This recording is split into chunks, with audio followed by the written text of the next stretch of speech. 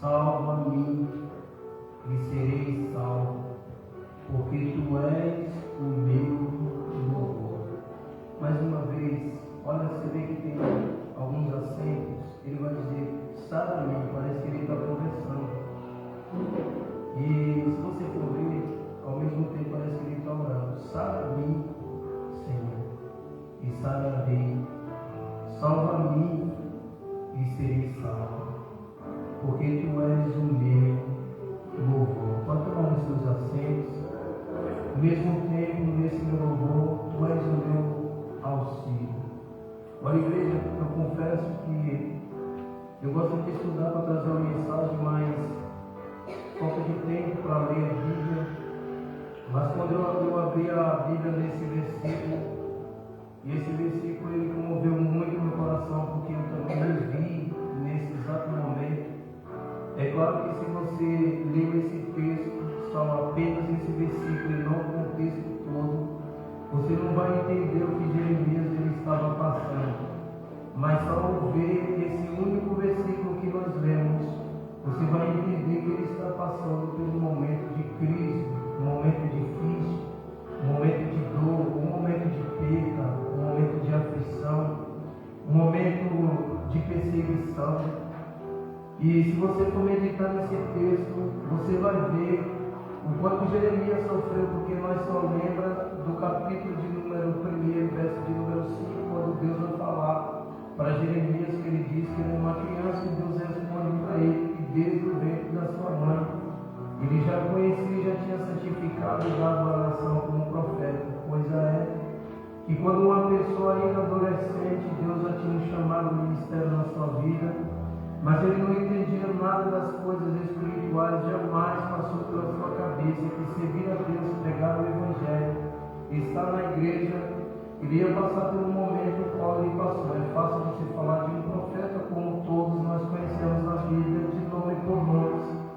E você vê as histórias desses homens como um profeta, como um homem de Deus, assim como Eliseu, que todo mundo sabe que através da vida de Eliseu muitos milagres aconteceram, através da vida de Elias muitos milagres aconteceram, como através também do apóstolo Pedro, o apóstolo João, o apóstolo São Paulo, como todo mundo conhece como Paulo.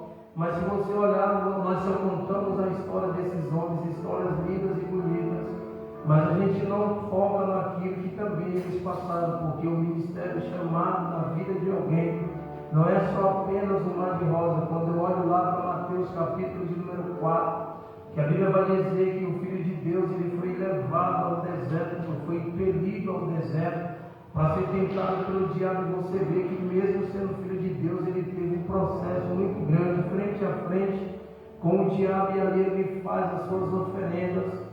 Mas o Filho de Deus, é claro que ao entender algo espiritual, jamais ele se entregaria como ele não se entregou.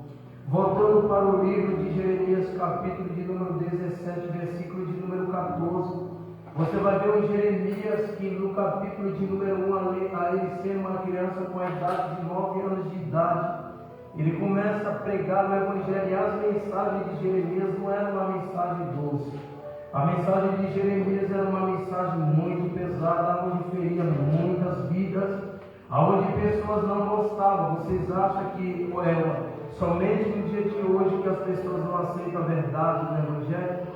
Vocês acham que é só nos dias atuais, no século XXI, que as pessoas não aceitam a verdade do Evangelho? Mas não. Isso já vem lá da antiguidade, porque se você for ver quantas vezes Jesus ele pregou e as pessoas não aceitavam que ele falasse da palavra. A Bíblia vai dizer que o próprio Jesus questiona que o profeta de casa ele não tem honra, porque ele estava sendo perseguido pelos seus próprios irmãos. Se você for ver o salmista Davi no Antigo Testamento, ele vai olhar e vai fazer uma oração a Deus, dizendo: prepara uma mesa perante mim na presença dos seus inimigos. Claro que os seus inimigos não eram pessoas estranhas, mas eram os próprios da sua casa. Então, o profeta Jeremias, nós falar de textos maravilhosos como ele profetizou e aconteceu é fácil, mas o difícil é você ver no interior de um profeta, de um grande homem de Deus, com tanta história, tanta trajetória, aconteceu como aquela passagem que eles pegam Jeremias e colocam no calabouço. Está vendo que a vida de um servo de Deus não é só apenas mar de rosa. Por que colocaram Jeremias no calabouço, na cisterna? Foi lançado lá dentro, no meio daquele barco passageiro, por causa de Jeremias não profetizar aquilo que eles queriam, mas sim, ao não aceitar eles agora a trama contra a vida de Jeremias, assim também com Daniel. Todo mundo sabe que quando o decreto veio sobre aqueles homens que estavam ali, o decreto não veio só apenas por causa que o decreto ele tinha que vir, não. O decreto, se você for ver, ele veio porque sabia que existiam pessoas ali que adoravam a Deus, mas que não se desviavam jamais daquilo que Deus tinha colocado no seu coração, o propósito de Deus na sua vida. Então, eles vão tramar contra Daniel, mas mesmo Daniel passando por tudo aquilo, ele não deixou de adorar a Deus. É então que ele vai ser lançado na cova dos leões, e Deus não permite que os leões o comam. Então você vai ver alguns detalhes, algumas coisas na caminhada na vida de crente, que quando ele para pensar na sua vida, a sua trajetória, tantos anos de crente, ele vai ver que ele sofreu tanto que ele achava que não deveria e que isso não ia acontecer, como na vida de José. Os seus irmãos agora têm inveja de José e trama contra José e entrega José, ou chega uma notícia ao seu pai que José estava morto, e na verdade José estava vivo, e Deus honra José e ainda honra os seus irmãos. O profeta Jeremias, gente, quando eu olhei esse texto, que eu vi isso, você sente uma alegria e ao mesmo tempo você sente uma agonia, porque era um profeta, não era qualquer pessoa, não era alguém como eu, como você, que hoje nós adoramos a Deus quando tudo está bem, quando tudo está mal, nós chega aqui triste, mostra a nossa fraqueza diante de Deus. Aqui o profeta, quando ele chega a questionar Deus no capítulo de número 17, imagine agora e pensa aí, conjectura dentro da sua mente o que estava se passando. Você está com a Bíblia nas mãos, que você já poderia estar ouvindo, e ao mesmo tempo você está meditando do capítulo de número 1 até chegar no verso de número 14. Aqui o profeta Jeremias, ele faz uma oração a Deus. Por quem? Pelos seus próprios ouvintes. Quem eram os seus ouvintes? Pessoas que outrora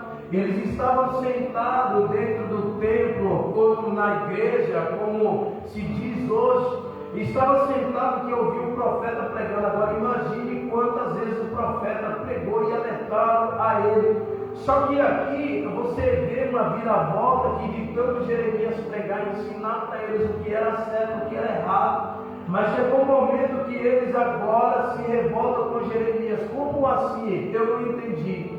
Você vai ver que Jeremias, ele prega, ele ensina e mostra o que é certo e o que é errado, só que chegou uma época, chegou um tempo que eles agora se entregam aos desejos carnais, ao pecado, à abominação. Quando se fala de pecado, a primeira coisa que nós pensamos que o pecado é só apenas a fornicação, o ato do adultério, o ato do sexual. Mas na verdade o pecado não é só isso. O pecado é a partir do momento que você se rebela contra Deus. O que é rebelar contra Deus? Uma hora você está servindo a Deus, mas chega um momento que você decide já não servir a Deus. Quando você decide já não servir mais a Deus, então você está oposto a fazer aquilo que você quer. Então o profeta Jeremias, ele vai olhar que tantos anos ele pregando o Evangelho, a palavra, e ele vê que aquelas pessoas, seus ouvintes, que ouviam a sua palavra, passou um momento a não querer mais ouvir. Imagine comigo aqui agora, que uma multidão de pessoas que estavam ali oposto, sentados para ouvir a mensagem, a palavra dura que saía da boca do profeta, agora ele passa a não querer mais ouvir a palavra do profeta. Eu sei que você está me ouvindo, mas eu quero atenção aqui, em nome de Jesus. Então imagine quando o profeta está pregando e eles passam a não aceitar mais a palavra. É como se fosse no dia de hoje. Quando eu li essa mensagem, eu me vi dentro dessa mensagem. Pense comigo agora. Quantas pessoas que no dia passado pelo meu caminho, pelo seu caminho, que outrora estava sentado, que ouvia eu pregar, ouvia você pregar, gostava da maneira que nós pregávamos, que nós falávamos da palavra, mas que chegou um certo dia, um certo momento que já se achava que não deveria mais estar sentado para ouvir, que já se achava que já não vir mais para a igreja para ouvir a palavra, porque já era demais, já estava crescido, já era dono do seu nariz, do seu umbigo, e agora passa a fazer aquilo que quer. Quantas pessoas que um dia não passaram por esta igreja, quantas pessoas que um dia passaram por outras denominações, que hoje já não se encontra mais, que hoje já não se encontra mais aqui, que hoje já não se encontra mais naquele templo, naquela igreja,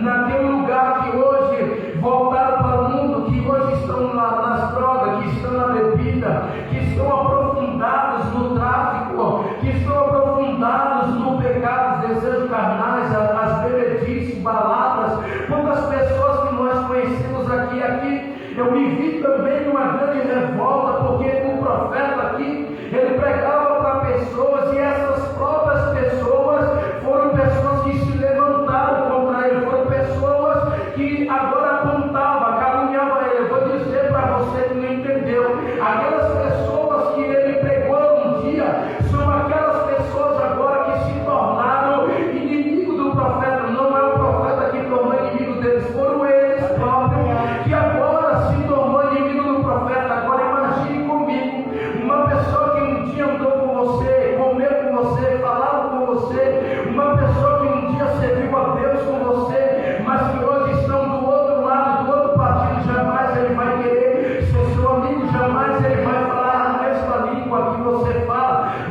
jamais ele vai querer aceitar algumas verdades que saem da sua boca. Então, automaticamente, se você não concorda, não compactua com aquilo que ele imagina ou ele carrega, automaticamente ele vai passar a ser o seu inimigo, porque ele vai ver que as contradições são totalmente diferentes daquilo que se contradiz. Ou seja, a palavra que ele falar, você não vai concordar, ou a que você falar, ele não vai concordar. Então agora, aquilo que era bênção, aquilo que era amizade, ela passa agora a ser seu inimigo. Por quê? Porque automaticamente essa pessoa vai estar fora do contexto. Então aqui o profeta, ele olha para os céus agora, ele olha para os céus, olha para Deus, e ele vai dizer dessa forma: sai-me, Senhor, e serei salvo. Agora, igreja, nós vemos aqui que o psicológico do profeta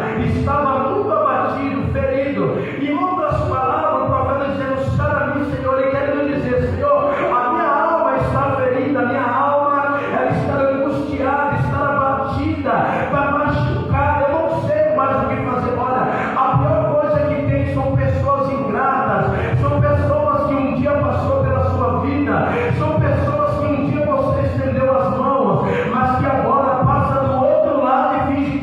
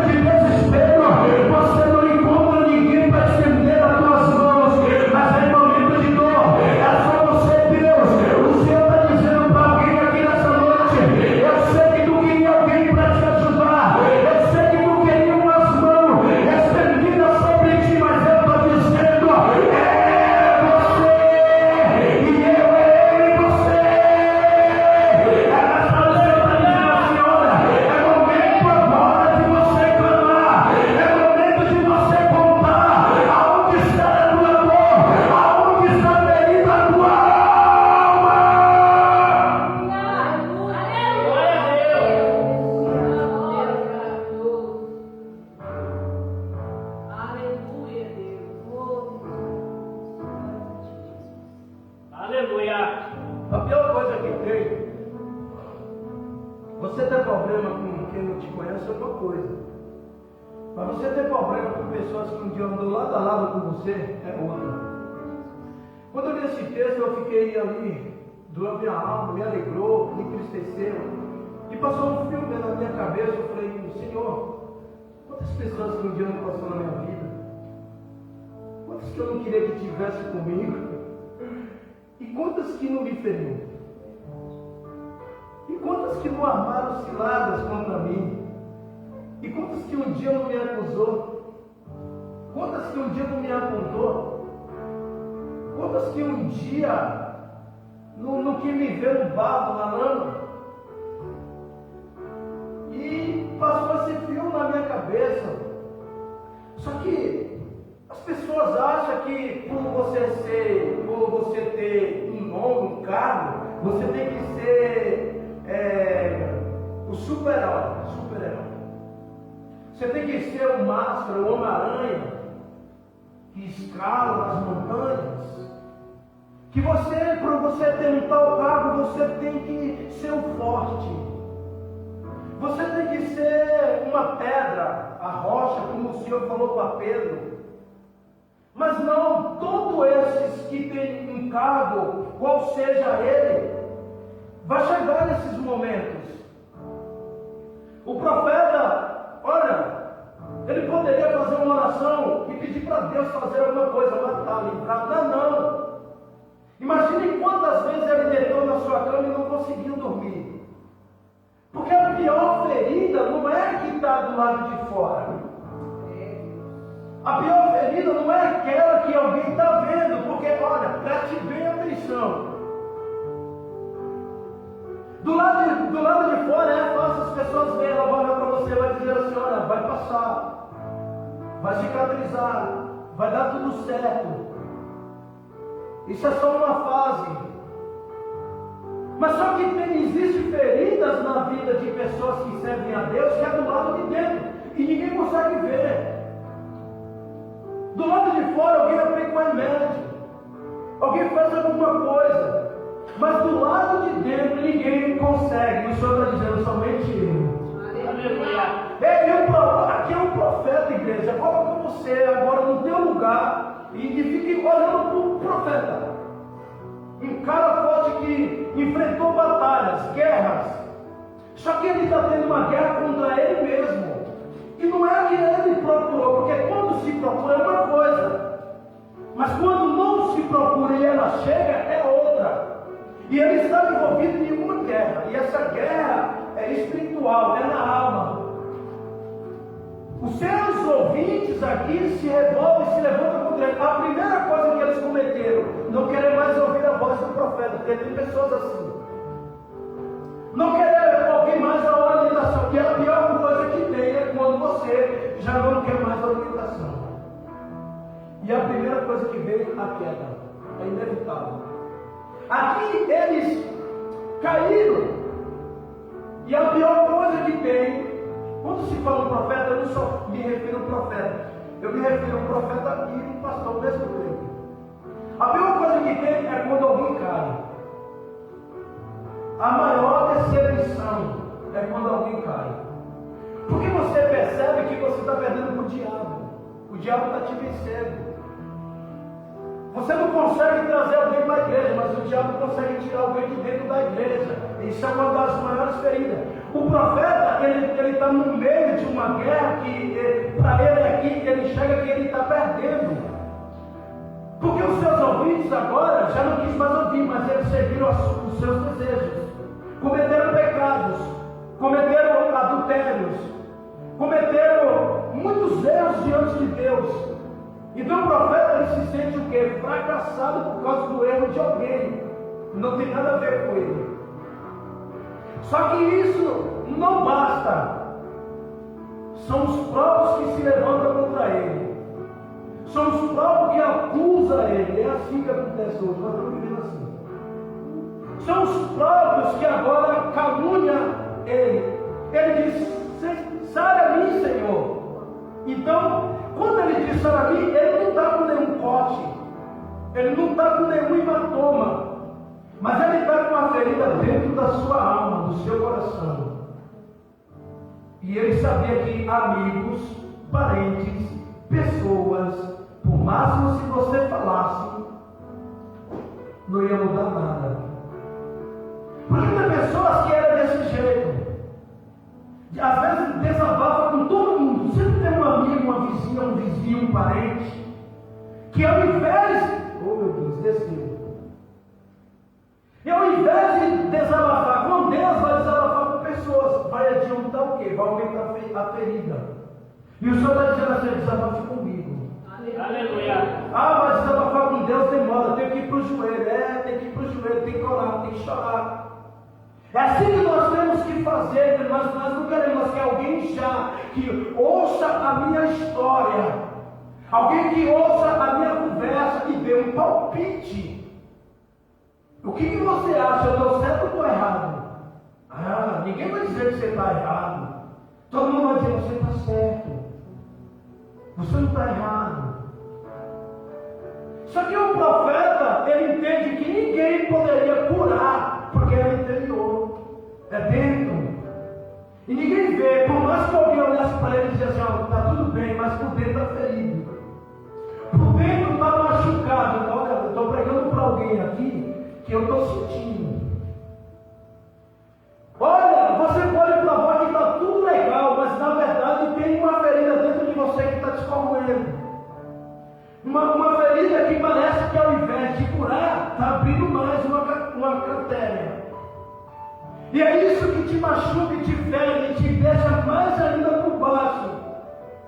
Então o profeta, quando ele olha para os céus, ele não está em um momento bom. Quem disse que nós olhamos para o céu para falar com Deus? No momento bom já está bom, para que falar com Deus? Mas é no momento difícil que o Senhor está lá nos céus e Ele quer te ouvir. É no momento que você já não aguenta mais que o Senhor está dizendo: e agora? Olha, oh meu Deus, desceu, ouvi a voz de Deus. Aleluia. Deus está falando para me dizer para alguém assim: até quando tu vai ficar esperando? Porque tu não abre logo a boca. Por que você já não conversa mais? Imagine Deus agora sentado no seu trono, dizendo assim: eu vou ver até quando tu vai aguentar. Eu vou ver até quando tu vai esconder essa dor. Eu vou ver até quando você vai superar isso daí. Só que ao mesmo tempo eu ouço a voz dele dizendo assim: eu sei que tu não vai aguentar. Uma hora tu vai ter que abrir a boca. Uma hora tu vai ter que confessar. É melhor abrir a boca agora do que esperar a ferida aumentar para depois confessar a Deus. O Senhor está dizendo: eu quero te curar hoje, eu quero te libertar hoje, eu quero te livrar hoje, eu quero mudar a história hoje, eu quero mudar o cativeiro hoje. Você só vai sair daqui com o teu coração, a tua alma ferido, se você ficar da maneira que está. Mas se você confessar, abrir a tua boca hoje eu estou aqui e eu quero curar, eu quero cicatrizar. E não adianta buscar em pessoas, não adianta em mensagem, não, em ligação, não. É diretamente com o Senhor que te chama para Ele. É Ele que se responsabiliza pela tua vida.